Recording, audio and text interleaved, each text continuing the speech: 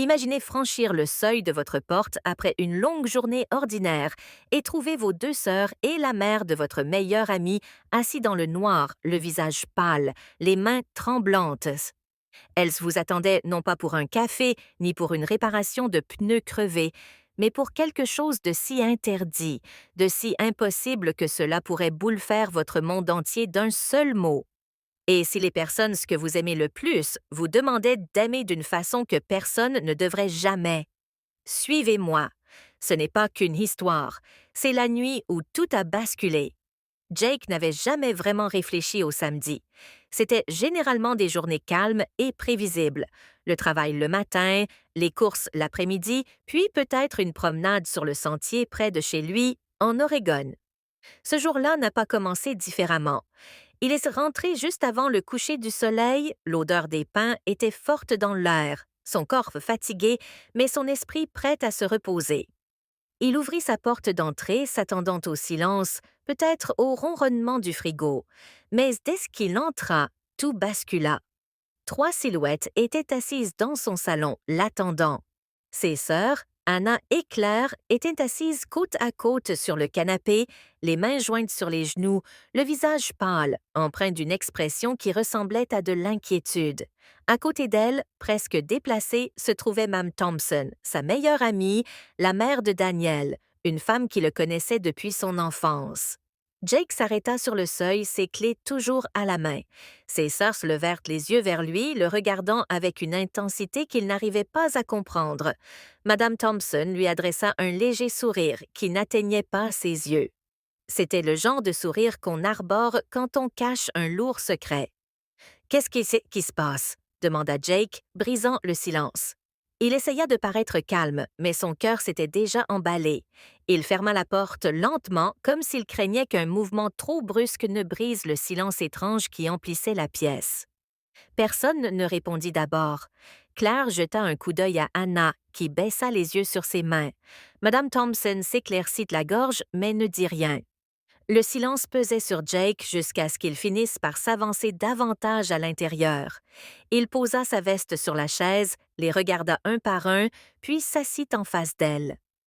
Vous avez tous l'air d'avoir vu un fantôme, dit-il en essayant de détendre l'atmosphère.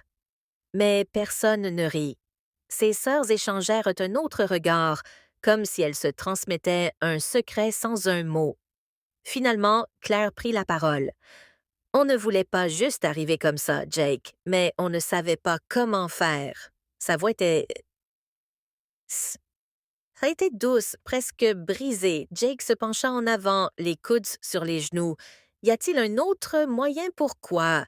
Est-ce qu'il s'est passé quelque chose? Est-ce que c'est Daniel? Est-ce qu'il va bien? Son regard se porta sur Madame Thompson, la réduisant à une fine ligne. Elle secoua lentement la tête. Ce n'est pas Daniel, dit-elle doucement. C'est à propos d'autre chose, quelque chose que nous devons vous dire. Qui? La gorge de Jake se serra. Il regarda d'un visage à l'autre, cherchant des réponses. Ses sœurs semblaient nerveuses, les épaules tendues, les yeux vitreux, comme si elles avaient retenu leurs larmes. Madame Thompson avait l'air fatiguée, comme si elle portait le poids de ce moment depuis bien trop longtemps. Il essaya d'imaginer des explications possibles. Une urgence familiale, un secret qu'elle lui avait caché. Mais pourquoi ses sœurs et la mère de son meilleur ami se retrouvaient-elles ainsi? Cette association n'avait aucun sens et cette confusion ne faisait qu'alourdir l'atmosphère. S'il te plaît, dit Jake, d'une voix plus douce, presque suppliante. Dis-moi, je ne supporte plus le silence. Elle tremblait en le regardant. Sa voix était à peine plus qu'un murmure. Il faut qu'on parle de nous et de toi. Jake cligna des yeux, son esprit peinant à comprendre. Et que veux-tu dire? Avant qu'elle ne puisse répondre, Madame Thompson posa doucement la main sur le bras d'Anna, l'arrêtant. Elle regarda Jake avec des yeux chargés d'années de souvenirs, de fêtes d'anniversaire, de barbecues d'été, de nuits où Daniel se faufilait dehors et où elle appelait Jake pour prendre de ses nouvelles. Elle avait toujours fait partie de son monde, mais ce soir, elle le regardait différemment. Cela le troubla, même si cela l'attirait irrésistiblement. « Jake, dit-elle doucement, Je sais que c'est soudain, mais il y a quelque chose que nous devons te demander, quelque chose que nous ne pouvons pas porter seuls. » Ces mots le frappèrent comme une pierre jetée dans l'eau calme. Ses sœurs hochèrent la tête, leurs expressions se crispant, leurs mains se tordant nerveusement. Jake se pencha lentement en arrière, le cœur battant plus fort maintenant. Il voulait parler pour exiger des éclaircissements, mais quelque chose dans leur visage lui disait que ce qu'elles allaient révéler allait tout changer. Pour la première fois depuis des années, il sentit son cœur battre plus fort dans sa propre maison. Ses sœurs restèrent assises en silence, Madame Thompson le regardant avec ce regard désemparé. « De quoi pourriez-vous avoir besoin de moi? » finit par murmurer Jake, la gorge sèche. Aucune d'elles ne répondit immédiatement. Le silence fut long, insupportable. Chaque seconde l'enfonçait plus profondément dans l'inconnu. Trop petit, comme si tout l'air en avait été vidé. Jake était assis là, observant les trois femmes qui avaient tant marqué sa vie, attendant qu'elles prennent la parole. Ses sœurs ne le regardaient pas directement. Claire fixait le sol, se mordant la lèvre, tandis qu'Anna serrait si fort ses doigts que ses jointures blanchissaient. Madame Thompson était assise plus droite qu'elles deux, mais son calme était fragile, ses mains tremblant légèrement sur ses genoux.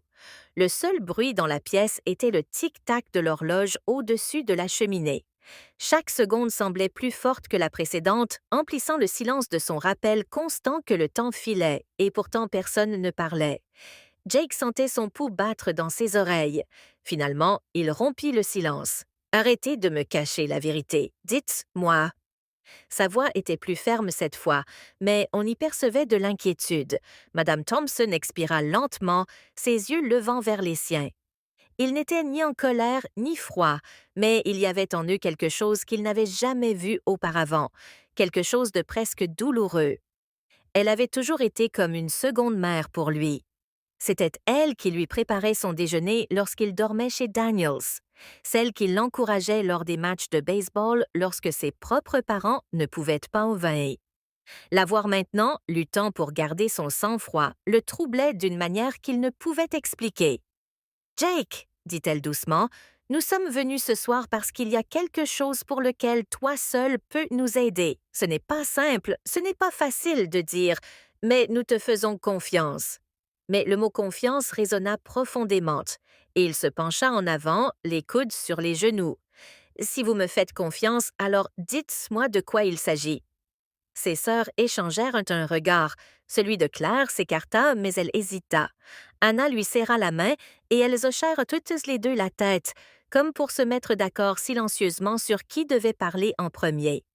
Claire déglutit difficilement, puis regarda son frère.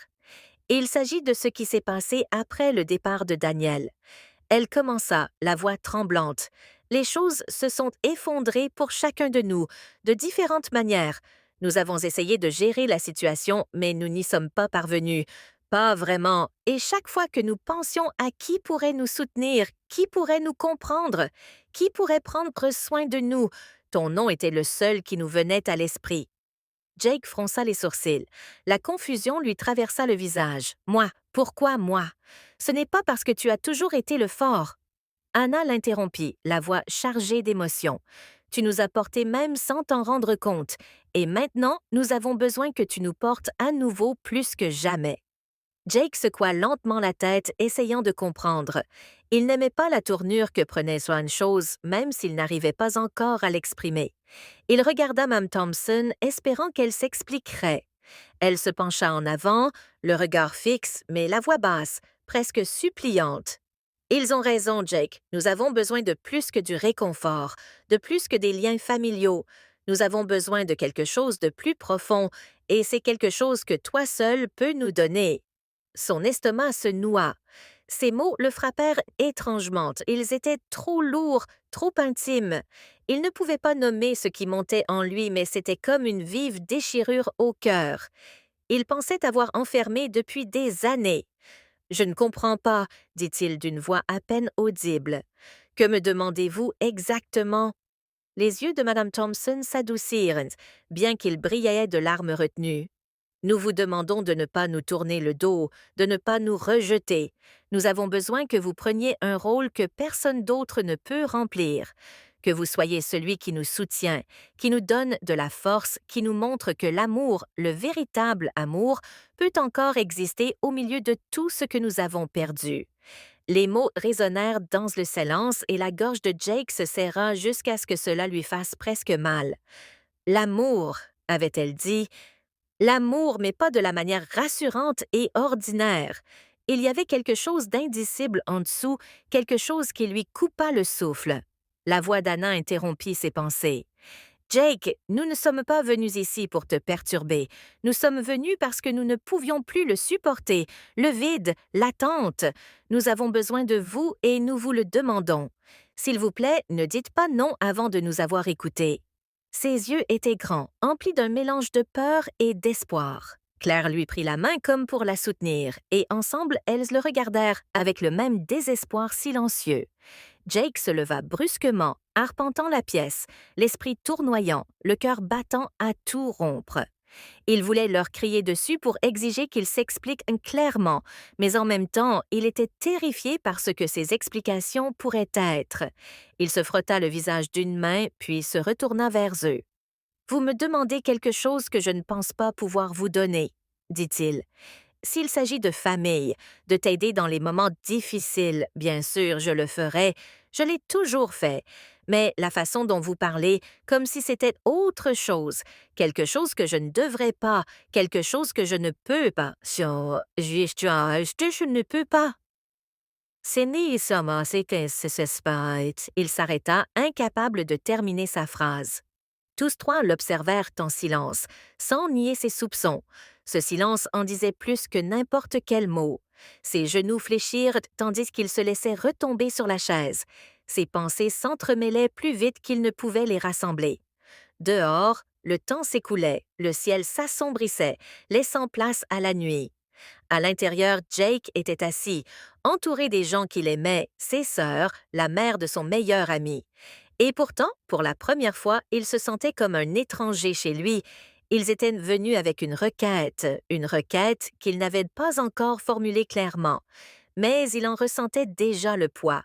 Ce n'était pas ordinaire, ce n'était pas simple, ce n'était pas quelque chose qu'il pouvait ignorer. Et même s'il n'avait pas prononcé les mots directement, son cœur connaissait déjà la vérité. Il n'était pas sûr d'être prêt à l'entendre. Pourtant, il savait qu'il ne partirait pas pas tant qu'il ne serait pas parti. Jakey restait figé, l'air lourd autour de lui. Les yeux de sa sœur le suppliaient d'écouter, et le visage calme mais tremblant de Madame Thompson lui indiquait que ce moment n'avait pas été pris à la légère. Il voulait s'enfuir, mais il ne le pouvait pas. Son cœur l'en empêchait. Madame Thompson finit par rompre le silence. « Jake, dit-elle d'une voix basse, ferme mais presque brisée, nous sommes venus te demander quelque chose que personne d'autre ne pouvait nous donner. Ce n'est pas une question de devoir, ce n'est pas seulement une question de famille. C'est le besoin de quelqu'un qui nous soutienne quand tout semble s'écrouler. » Ces mots le transpercèrent comme des pierres. Il essaya de répondre, mais le poids de ses paroles le paralysa. Anna se pencha en avant, les yeux brillants. « Tu as toujours été celui en qui nous avions le plus confiance, celui qui était là quand tous les autres nous ont abandonnés. Même sans t'en rendre compte, tu nous as portés, tu nous as donné de l'espoir. Maintenant, nous avons de nouveaux besoins de toi, mais pas de la même façon. De Jake, pas de la même façon? Qu'est-ce que tu veux dire? » Sa voix se brisa, presque effrayée par la réponse. Les lèvres d'Anna tremblèrent, mais elle ne détourna pas le regard. Nous ne voulons plus seulement ta protection. Nous ne voulons plus seulement que tu sois notre frère ou le meilleur ami de Daniel. Nous voulons plus. Ces mots le frappèrent comme un coup. Pendant un instant, il crut avoir mesuré, mais le silence dans la pièce confirma qu'il s'était trompé. La douce voix de Claire suivit, tremblante mais sincère. « Nous te demandons de nous donner de l'amour, Jake. Pas seulement du réconfort, pas seulement de l'attention, du vrai amour. Nous savons à quel point ça paraît mal, mais nos cœurs. Ils n'écoutent pas les règles. Ils t'écoutent, toi. » Jake eut le souffle coupé, son cœur battait la chamade, comme s'il cherchait à s'échapper. Il regarda Mme Thompson, espérant désespérément qu'elle le nie, qu'elle atténue la signification de ses paroles, mais au lieu de cela, elle croisa son regard avec une honnêteté calme et inébranlable. « Ils ont raison, dit-elle. J'ai essayé de l'ignorer, moi aussi. Je me disais que c'était impossible, que ce n'était pas juste pour toi. Mais la vérité, c'est que je le ressens aussi. Ce désir, ce besoin. Tu as été plus qu'un fils pour moi, plus qu'un ami. À un moment donné, Jake, tu es devenu la seule personne vers qui je pouvais me tourner. Non seulement pour trouver du réconfort, mais aussi pour trouver de l'amour. La pièce se mit à tourner. Jake se leva d'un bond, arpentant la pièce comme un homme pris entre deux murs. Ses pensées le hurlaient. Ce n'est pas juste, ce n'est pas possible. Et pourtant, son cœur racontait une autre histoire. Au fond de lui, il savait qu'il l'avait ressenti lui aussi, dans des moments qu'il ne s'était jamais avoués, même à lui-même. La façon dont quand Madame Thompson lui souriait pendant les longues soirées d'été, la façon dont sa sœur lui faisait parfois confiance, plus qu'un simple lien familial. Il avait enfoui tout cela. Il avait juré de se taire. Maintenant, tout était mis à nu devant lui. Il se retourna, sa voix. « Vous vous entendez? Vous réalisez que ce que vous me demandez? Si je dis oui, plus rien ne sera jamais comme avant. On ne peut plus revenir en arrière. » Anna se leva, les yeux embués de larmes, mais la voix ferme. « Nous ne voulons pas que les choses restent les mêmes. C'est pour ça qu'on est là. On en a marre de faire semblant, marre des journées vides et des nuits solitaires. On a besoin de toi, Jake, et on n'a plus peur de l'admettre. » Claire se leva à côté d'elle, lui serrant la main. « On a déjà tellement perdu. On ne peut pas laisser passer cette chance de te le demander. Même si ça te fait peur, même si ça change tout, on a besoin de savoir si ton cœur peut nous entendre. » La respiration de Jake devint irrégulière. Il regarda Mme Thompson, son dernier espoir, espérant qu'elle les calmerait, mais son regard ne fit qu'attiser la tempête. Elle se leva à son tour, sa voix plus douce que les autres, mais plus lourde de vérité. « Je sais combien cela paraît impossible. Je l'ai combattu au fond de mon cœur pendant des années. Mais chaque fois que j'essayais de me détourner, je me sentais irrésistiblement attirée vers toi. Tu as été la lumière dans toutes nos ténèbres. Et peut-être est-ce égoïste, peut-être est-ce mal, mais je ne peux plus le nier. Nous ne te voulons pas comme simplement l'homme qui se tient à nos côtés. Nous te voulons comme l'homme qui nous aime. » Les jambes de Jake fléchirent. Il se rassit lourdement, le visage enfoui dans ses mains.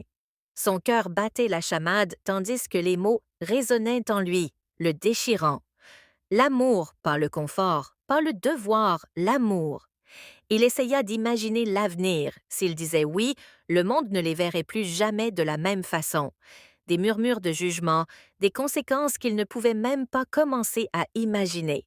Mais s'il disait non, il briserait le cœur des 3 personnes qui lui avaient tout donné. Ses sœurs, qui lui avaient fait confiance depuis l'enfance, et Madame Thompson, qui l'avait aimé d'une manière que même ses propres parents n'avaient pas su faire. Il leva lentement la tête. Leurs yeux étaient tous rivés sur lui, emplis d'espoir, de peur, de désir. Il lut en eux les années de solitude qu'ils portaient en eux, la douleur des liens brisés, le besoin désespéré de se sentir entier à nouveau. Il ne le demandait pas par égoïsme. Il le demandait par amour, un amour qu'il ne pouvait plus cacher. Sa voix tremblait lorsqu'il parla. « Vous ne comprenez pas ce que vous me demandez. Si je fais ce pas, il n'y a pas de retour en arrière.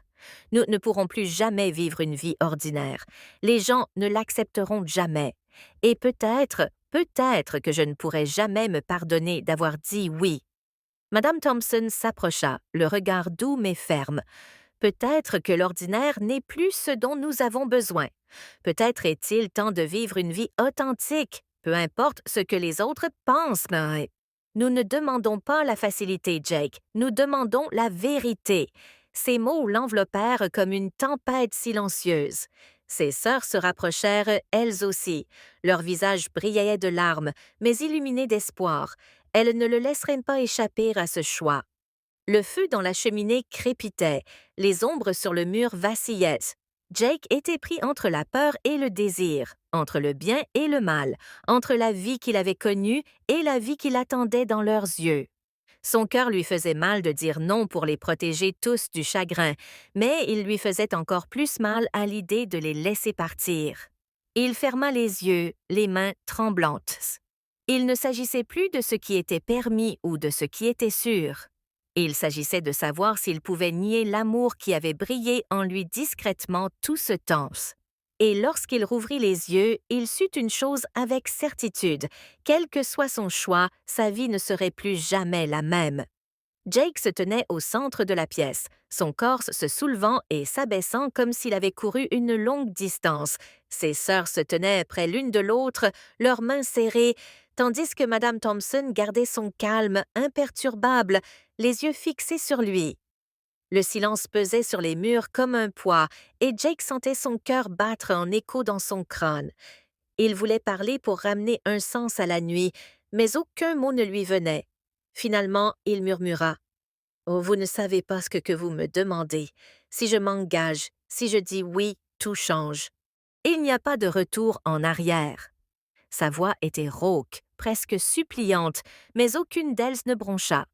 Anna, toujours la courageuse, fit un pas vers lui. Son visage était pâle, ses yeux brillaient de larmes qu'elle refusait de laisser couler. Nous savons, Jake, c'est pourquoi nous sommes là. Nous ne voulons pas retourner à ce qu'était la vie avant. Elle était vide, brisée.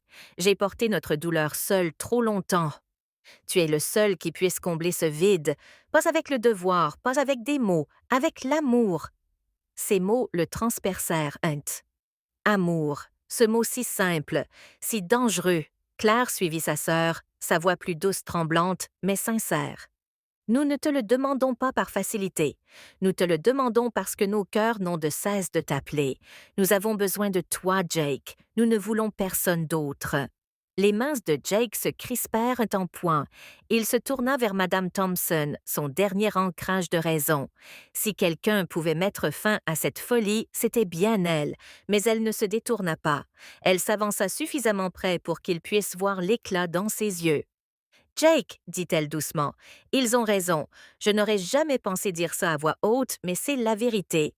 C'est devenu de l'amour, peut-être que c'est mal aux yeux du monde, mais dans mon cœur, c'est la seule chose juste. Jake recula en titubant, le souffle court.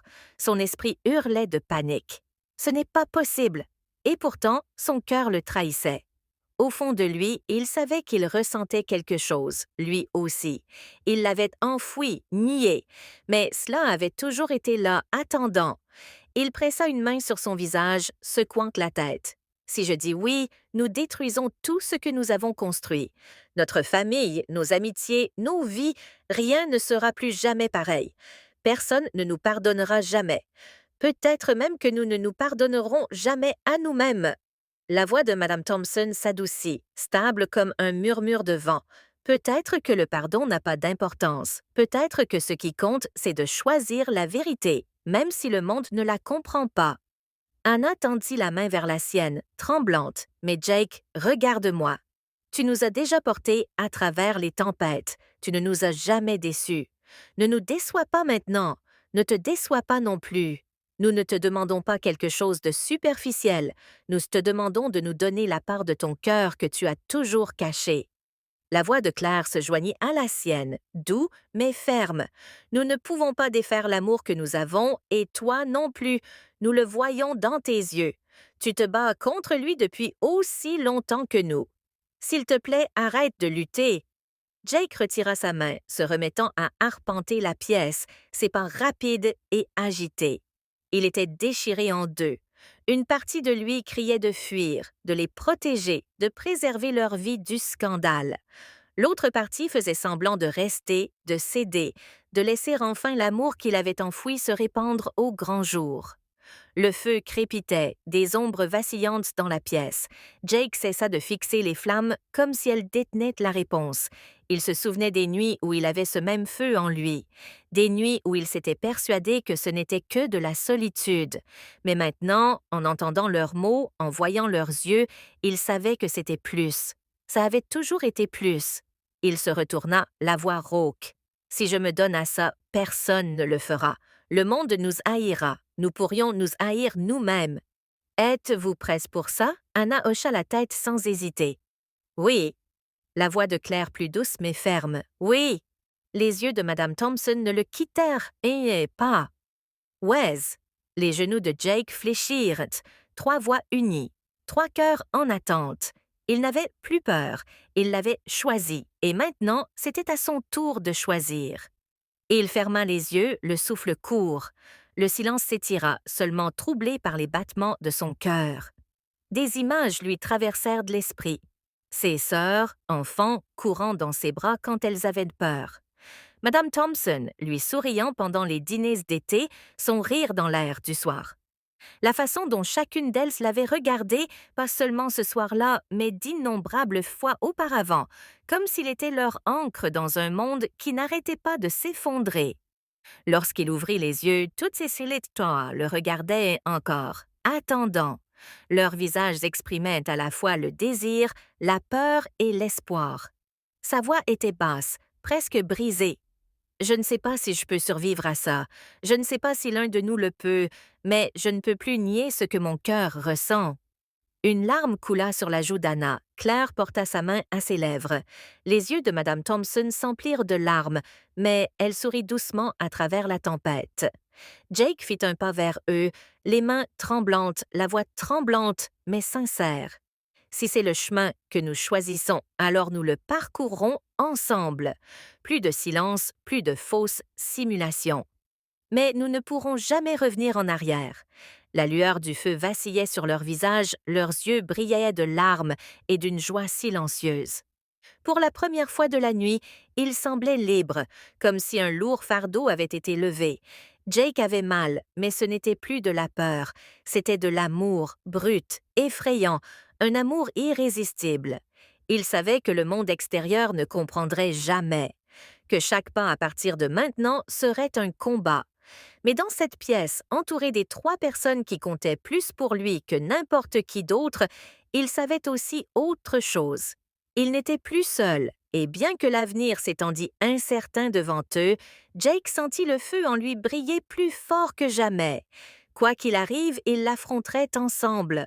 Pourtant, en les voyant sourire sous les larmes, il ne pouvait se défaire de la pensée qui résonnait en lui. Un amour les avait unis, mais finirait-il par les briser? La question planait, pesante, sans réponse, tandis que la nuit s'épaississait.